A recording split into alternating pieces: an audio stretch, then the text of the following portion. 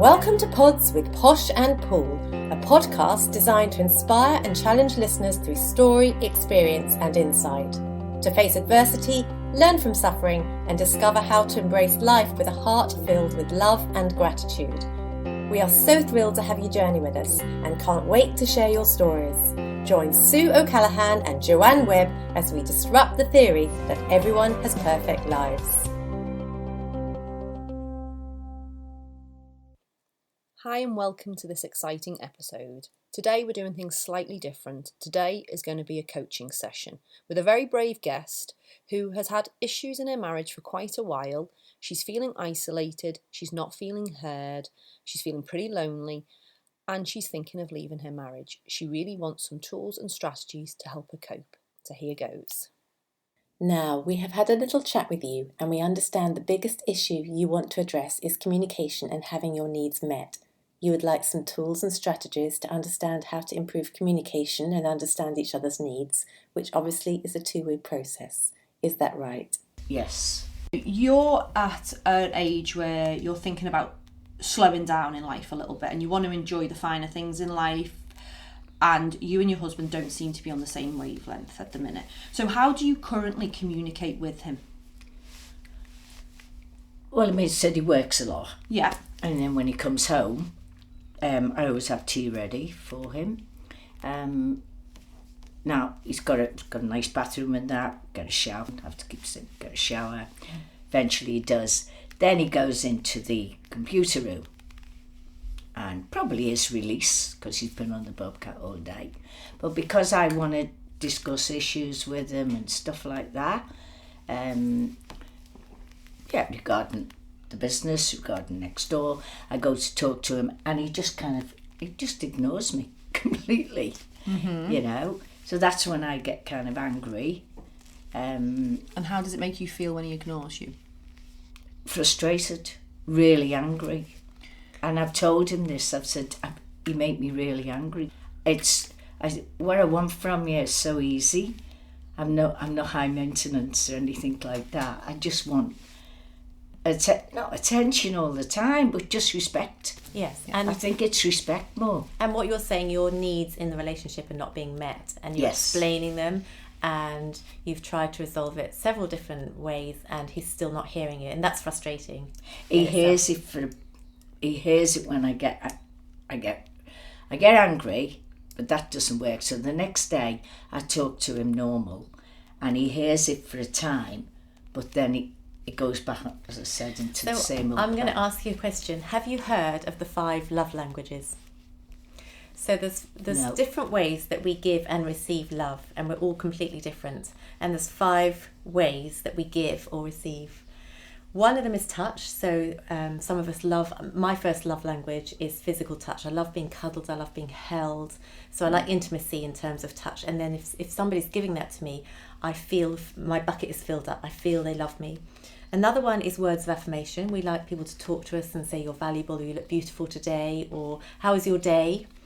Another one is time. Actually have time together, go for walks together, or sit and have a glass of wine together, eat together in the evening. So actually spend quality time together. Gifts is another one. So some people give or love receiving gifts. You begin flowers and champagne and chocolates as a woman. Some women feel really special.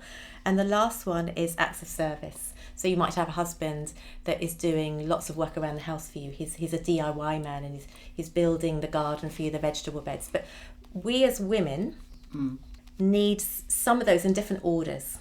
So for you, I'm hearing that one of your important love languages is words of affirmation. It's having conversations. Yeah. That's really, really important to you. Yes. What do you think his love language might be? What do you think he needs to receive? He's not a very... He's Is a it gentleman. time? Is it acts of service? Is it touch? Is it words of affirmation? Is it gifts?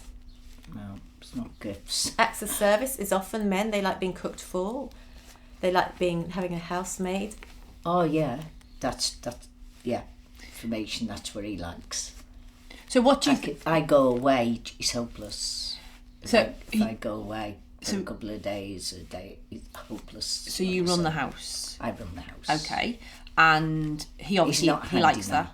No? Okay. So how do you think he likes to give love? How does he show love?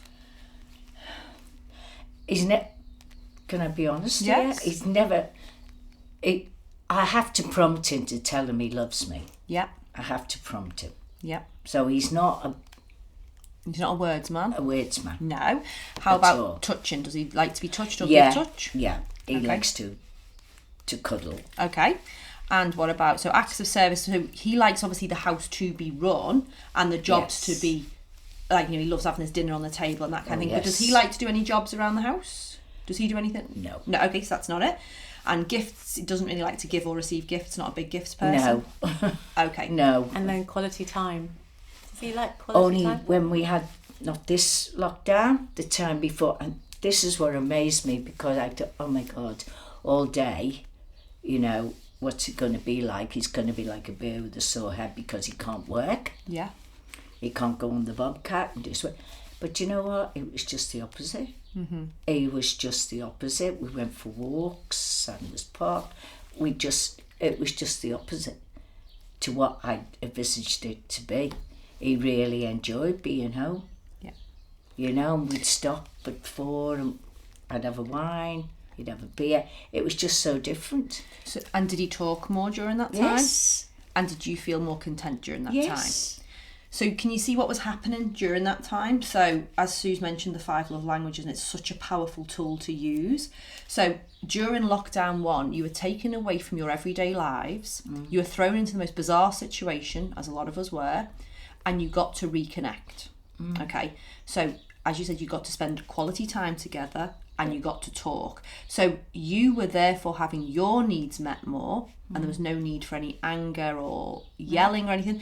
And your husband was still having his needs met, because he obviously is a touchy person who also likes to have the acts of service done for him. He's not, it won't mean as much to him when you tell him you love him as it would to you, because he's not a wordsman. Whereas when you give him a hug, that's how he will be feeling love. And when you put the dinner on the table at night, he knows he's loved. So he comes home from work most of the time, for instance, and dinner's ready. So he has had some of his love languages made. The house is tidy. Yeah. And, but then he doesn't really want to talk. Yeah. And what happens with the love languages is we often give to our partner the very form of love language we want to receive for ourselves. So we are giving. If we want conversation, we give the conversation because that's what we need. If he wants things done for himself, he might do things for you. So the basic core understanding of a relationship is if both parties understand their own love languages, what they need and what they give, that is a way of communicating that you might think you're meeting my needs by doing A, B and C, but actually I need D, E, F, because this is how I operate. So for you, I think Joe and I will probably agree the basic core foundation is that you first understand the love languages, understand what you need for you, and understand then what he needs for himself, what you're giving to him and what he's giving to you, and why sometimes in a relationship we think we're trying to make it work, but we're actually doing this the whole time. We're crossing paths, but we're not quite giving each other what they need.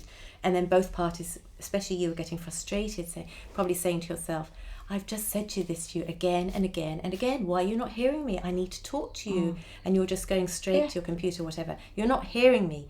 So that's where we miss each other in relationships. So the first part is actually to understand, what do I need? The healthy part of the 5 love languages for me is communication. It's words of affirmation, and have that conversation with him. Sit down and either with a third party present, go through the love languages and understand needs, desires and wants and expectations on the relationship, because this is all very much hidden, isn't it? It's not mentioned. Because sometimes I think, was it me expecting too much? I mean, for instance, he brings me a cup of tea up every morning before he goes to work, and that's lovely. Because my first husband, I used to have really bad asthma. The doctor told me to do that, and it happened about a week, and then that was the end of it. So I love that.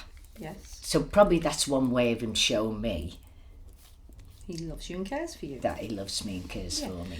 As couples, we usually want to make the other person happy. We want them to be happy. But obviously we've only got you here right now. We haven't got your husband here. So all I can say to you is it might not be the right time to talk to him when he walks through the door.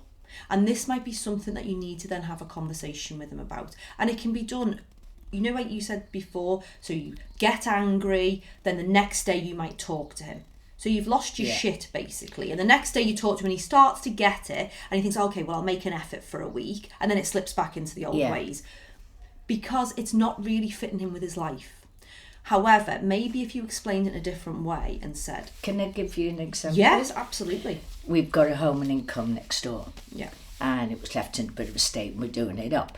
Now, last Saturday, I was over there and I'd arranged it and everything to do.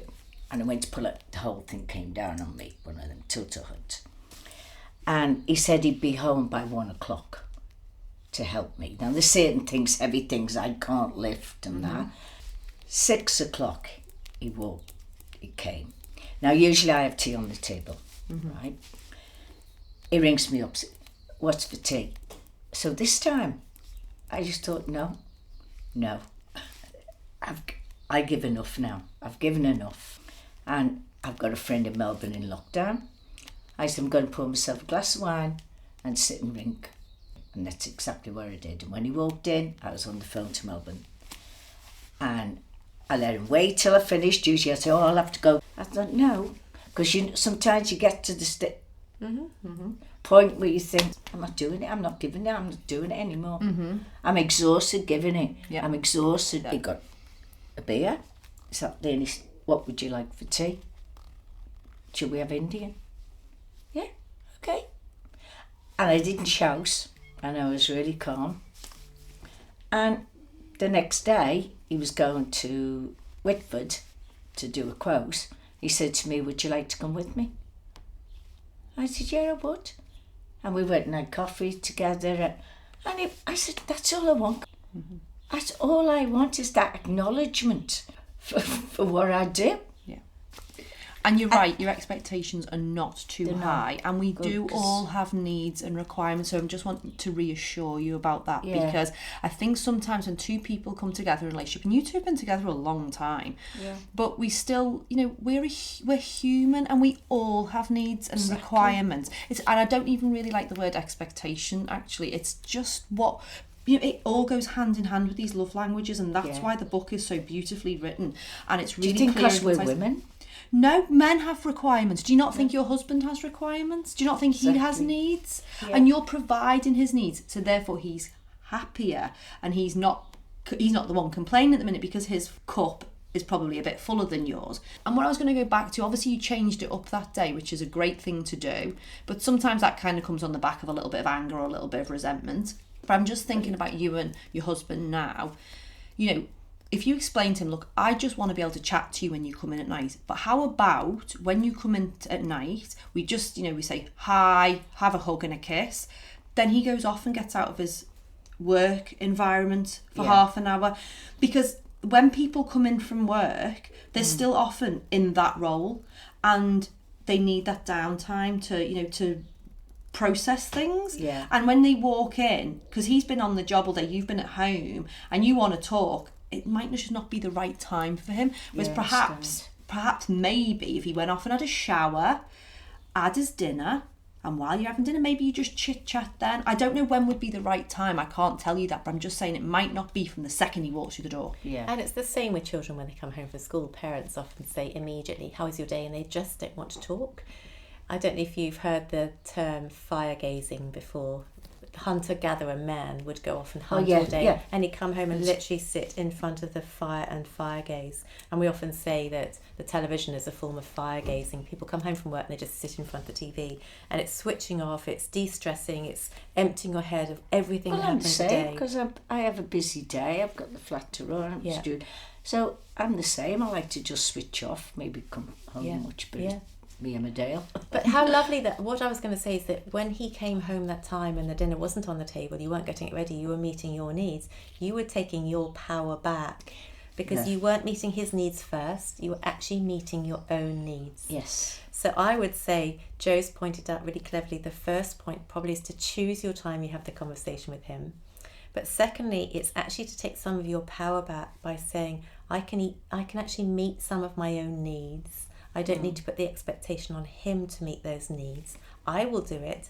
And then when he has seen a change in behaviour, then he's the one that's come to you because you're meeting your needs. You're happy without him. You don't need him in that little circle. You're with your friend talking on the phone. He will then come into the circle to engage with you. So the second strategy I would say is to take some of your power back. And instead of expecting him to meet a need in you, meet your own need. Talk to a girlfriend. Go out and have a drink with a girlfriend. When he comes home from work, just say, I'm popping to the shops, going for a walk. And he will see a change in the relationship, and he will want to come and join you in that, as he did in lockdown. Yeah. Yeah, that makes sense. Yeah. And it doesn't mean that you're being nasty or that you're ignoring it doesn't him. mean that you're not still providing his needs. It actually just means you have to look after yourself first. Yeah. Because that's what it is. We need to make sure our own cups are full, and when we are good, wholesome, whole people, we can then give way freer and way easier without that expectation. And we know then it's not an expectation, it's just a nice need when somebody then gives us the things. So then you can really appreciate that morning cup of tea. You think, oh, he is lovely. And then when he does come in at night, you won't be thinking, oh, the miserable bugger, he won't talk to me. Because Instead, it makes me ill. It makes me of ill. course it does. It really Of does. course It it does. affects my health. It really does. Yeah. Whereas my mental health. Yeah, and absolutely. And whereas if you're filling your own cup up by doing things to look after you, but not to the detriment of not of your marriage. Like every day, no tea on the table. But still look after yourself every day. Find those little things that are gonna help you mentally and make you feel good. And it might be, if your things are words of affirmation and quality time, if they the two things that are important to you, what can you do for quality time that's really important for you? How can you speak nicely to yourself, or where can you maybe get other people to chat to for those words of affirmation? Because even though you just proved in that scenario that he does come to you, it is all there within him, and especially during COVID, and sometimes we just need to mix things up a little bit rather than being in that same rat race, that same routine. Same treadmill. So what we want to do today is empower you with tools to go back into the relationship to create change. One of the other ways is also to notice, when do you get triggered? What are the triggers? So you've already explained to us when he comes home from work and he doesn't talk, that is your critical time. So what you need is almost an alarm bell going off in your head. He's coming from home from work, he's not going to talk. So what am I going to do at this time where I could be triggered? And we would say to parents of teenagers when they're pushing your buttons, instead of putting your child on timeout, put yourself on timeout. Go for a walk. Just walk out of the house at that moment you feel the trigger going. So what I want you to start doing is start to recognise he's coming home from work, there might not be conversation, alarm bells ringing like an alarm going off in the house. What can I do for me? One thing is to go and look in the mirror and just to say, you are so beautiful. Look at yourself and say words of affirmation over you. You are so beautiful. He's such a lucky man to have you. But right now he's not going to have me. I'm going to go for a walk. I'm going to go for a walk in the woods. I'm going to go for a walk on the beach. I'm going to take time out and I'm going to fill my spirit and soul with joy to replace what he might give. And take yourself off. Just go. Put yourself on time out. Because at that moment of trigger, go. They notice it.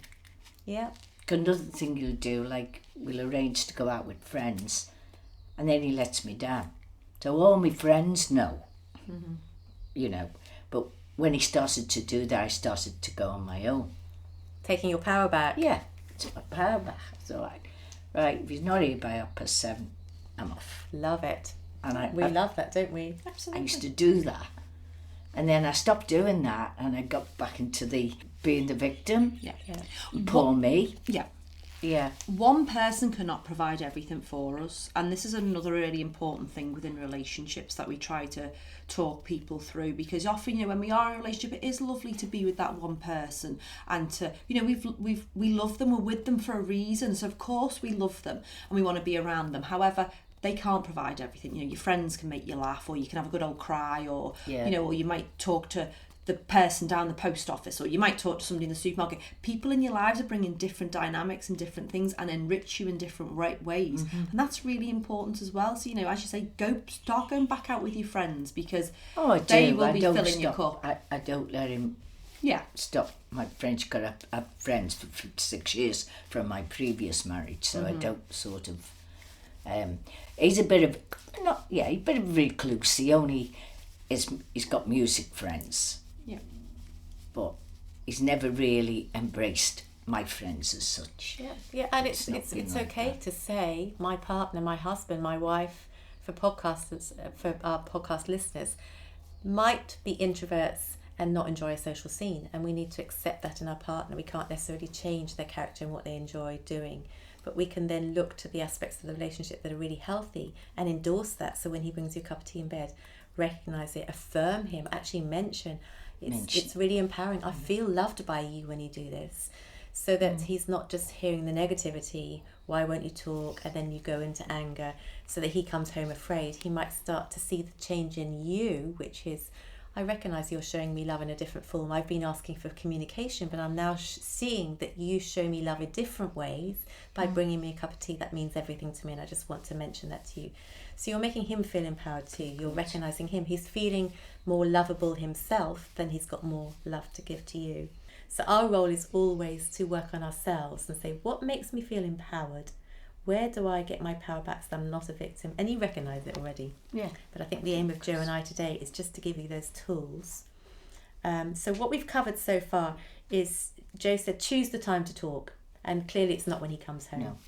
Work through the love languages. You can read online about the love languages, and if you start to understand your love languages and start to understand his, you can have a conversation over dinner about it and say, look, clearly for years I've been trying to meet your needs but the wrong way, because what I'm meeting in you is what I need in myself. And can you see that you've been trying to meet my needs by doing things for me, and I've just needed to have conversations with you.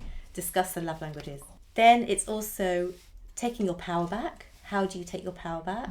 It's going out with friends when he doesn't want to come. Enjoy yourself and become that passionate, happy, beautiful person that you are. And then the last one was notice your triggers. When the triggers are coming, hear the alarm bell going. Recognise the trigger, hear the alarm bell going off. Take yourself to the mirror and just say to yourself, you are so beautiful. What can I do for me? Is it to have a glass of wine? Is it to light a candle and go and sit in a room and read a book? Is it to go for a walk? Is it to call a friend?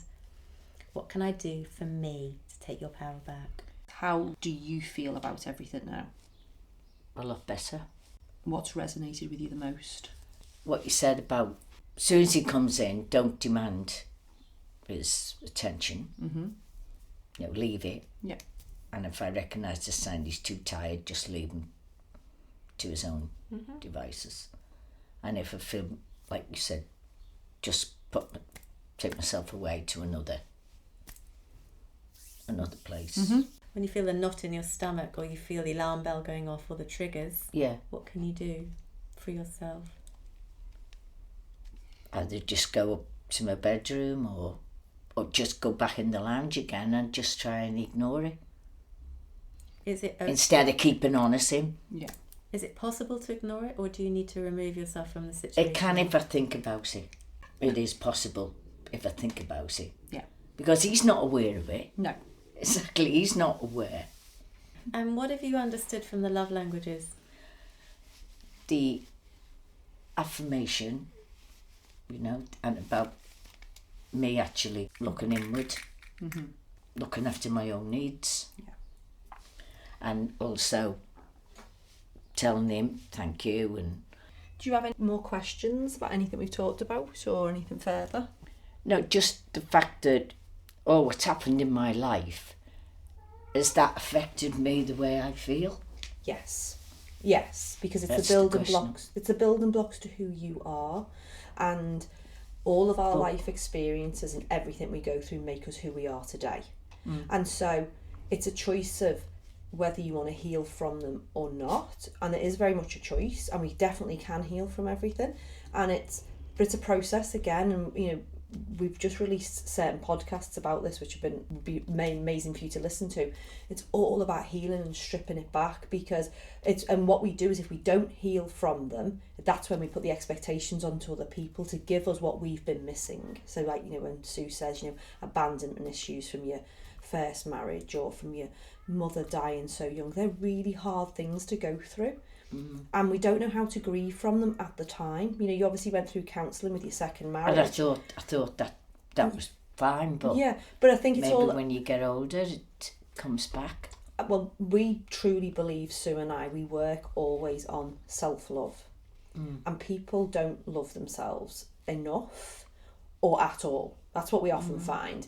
And if you can work on that process of really finding who you are as a person, what's going to make you happy, what fills your cup up, how can you learn to love you as, you know, flaws and all. And once we're loving ourselves, the healing process is a little bit easier. You know, you can forgive your ex-husband for running off with whoever it was, because it wasn't your fault. No. And it wasn't necessarily his fault either, it just is. It was his choice. And then going back and dealing with the grief from, you know, your mother, your father, your siblings dying. So that's a lot. It's a lot to go through. And when we're on our own in this world without that family base, that is hard. And, you know, we would normally turn to those people for some love and attention. Exactly. Yeah. And you didn't and have then I want to turn to them, but it's not there. Yeah, it's not And the usually same. I would. I'd turn to my sister. Used to ring her every week and Of course. talk to her, and she's been out here. But what can you do to replicate that? You know, what can you do for yourself, or even find it within friendship groups? And you know, as you said, brings you a cup of tea in the morning. You do have talks when he's a little bit less stressed with work. So maybe when he's in a little bit of a better space, he can provide some of that. But what can you do for you to fill you with a bit of love and support? And it might be going to join a group, going to, you know, you got your Keep Fit class. It might be I've got Keep Fit classes, and I'm in the Red Hatters, and I've got a lot of stuff going on like that. But then filling your cup up, you know, is it having a bubble bath? Is it going for a walk in nature? Is it, you know, really meeting your needs first and foremost? And I bet you, when you start to do that, will want to come in and do it with you. It's infectious. Yeah, it's infectious. The other thing Joe and I always talk about is that healing is layers, like an onion. You heal one layer and you think you're healed. So part of your journey is actually to forgive your mother for leaving you. Your mother died and she wasn't there for you. Part of that is to forgive her for it. And then as you went through your early 20s, your mother wasn't there, and that's another layer of healing. You have your children, your mother wasn't there, that's another layer of healing. You have your grandchildren, your mother's not there. You struggle in a broken marriage, your mother wasn't there. So there's layers and layers of healing. Right now you'd love your mother to be here, there's another layer of healing. She's not in New Zealand with you. We've given you a few tools and strategies to work on that will help you in a relationship. We'd love to hear some feedback further down the line. Definitely. We'd love you to come back maybe in a couple of weeks or in a month and give us some feedback as to what's worked, what hasn't worked, and how you are managing to chat to each other and maybe what's changed. But we wish you well. We hope that you can return to the COVID days in lockdown. We're glad that one story was a success and that you enjoyed that time together. But we wish you well, and we know that you will be courageous and make yourself vulnerable to do it. But you are a beautiful person, and we thank you so much for coming on the podcast today. Thank you. Yeah, thank you for your honesty, and thank you for being so open, because it will help lots of people. Welcome back. Hi. It was 3 weeks ago that we saw you, and you came to us with some problems in your relationship and you wanted to see some transformation. So we suggested several key tools, one of which was looking at the 5 love languages and addressing them in your relationship. We'd love to know now some feedback, how you've been getting on in the last 3 weeks. And as a consequence of our meeting, what's been going on? Well, things have really improved. That's awesome. I took your advice, and when he ignored me, and I used to get really angry, I did what you said. I just didn't remove myself to the lounge again, because he's in the office facing. So he was still kind of in my space. Yeah. So I went outside, if it was a nice evening, to the conservatory with my glass of wine, just looked at the birds, stuff like that. If it wasn't a nice day, I'd just go upstairs to my room and just read for half an hour. And would that calm you down? Yep. So what is the biggest transformation you've seen in that time? Well, it worked, I think, because I didn't go on at him. So when we came together, he was quite different. He wanted to talk. He was ready to talk then? Yeah. Yeah. And would that happen like daily, or was he coming to... It was happening daily. And then the lady, I told she lost her husband, it was her birthday, so why don't we go to Rotorua? A couple of girls, and I did. Nice. Probably another time, I'd probably think, I better not, but I just thought, no, I'm going to take my power back, as she said. And I went, and it was wonderful. And when I came back, he said, I really missed you.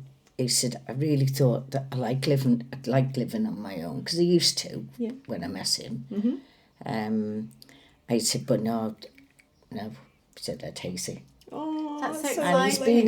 he's been quite a lot different since, because I think I've changed my thing towards him. Instead of me getting angry, I've realised that maybe, he has got work to do, and I'll just leave him, and then he'll...